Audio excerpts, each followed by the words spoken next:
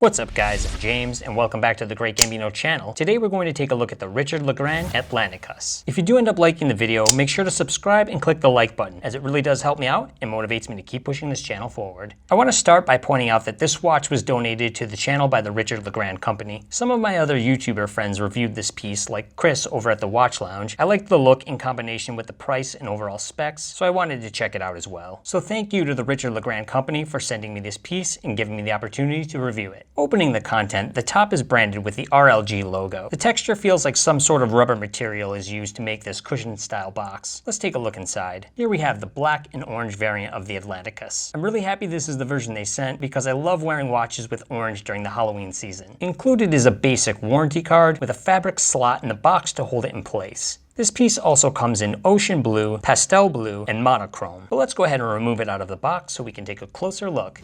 This timepiece is crafted taking many cues from the compressor dive watches of the 70s. As stated on the website, RLG balances a vintage look with modern design elements that represent the adventurous spirit of that innovative era. The Atlanticus name is inspired by the small blue sea creature known as the Glacius Atlanticus. It is also commonly referred to as the Blue Dragon. Moving on to the measurements, we have a width of 42 millimeters, lug to lug is 48 millimeters. If you want to change out the band, it's 22 millimeters, and we have a case thickness of 12.5 millimeters with the crystal. Dual crowns on this piece, and they're finished with a crisscross mesh pattern design on the ends. The top crown is meant for rotating the internal dive bezel. I've heard some YouTube reviewers say that their bezel was loose, and others say that theirs was firm. Luckily for me, mine seems to be nice, solid, and smooth in movement as you can see here. The bezel itself has an inward slope to the shape, a matte finish, and silver numerals. The bottom crown is going to be for winding and screwing down and allows up to 200 meters or 660 feet of water resistance. Let's hear what that winding action sounds like.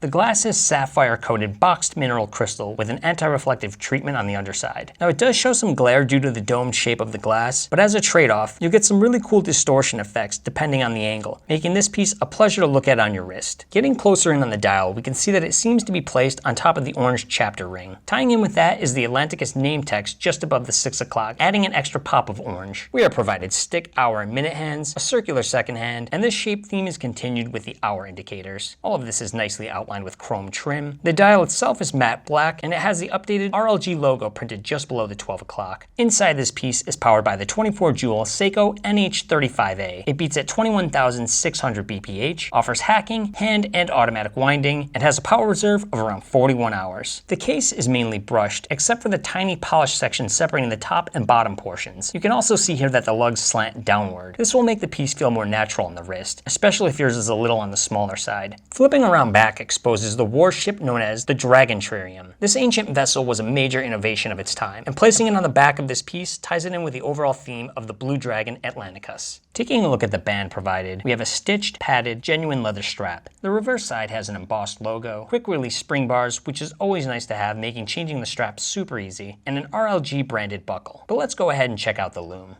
Blue BGW9 has been applied to the hands and indices. It's fairly bright and evenly distributed, but does lose a lot of intensity after about 10 minutes.